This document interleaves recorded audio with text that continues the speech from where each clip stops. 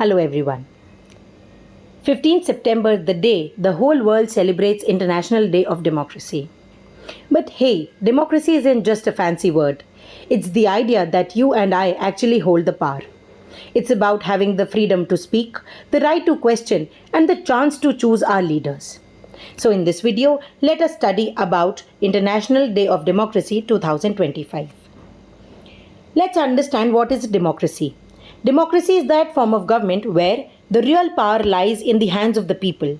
The real power is derived from the people.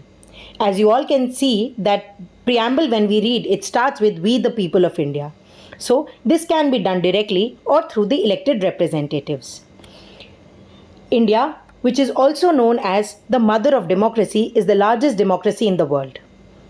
Not because of its size, but also because democracy is not new to India. Texts from Atharvaved and Rigved show concepts like Sabha, Samiti, and Sansad. However, in recent times, according to VDEM, India is shifting towards electoral autocracy since 2017. It's not me who is saying this, but a research done by VDEM, which you can go on the internet and read, as Democracy Report 2025.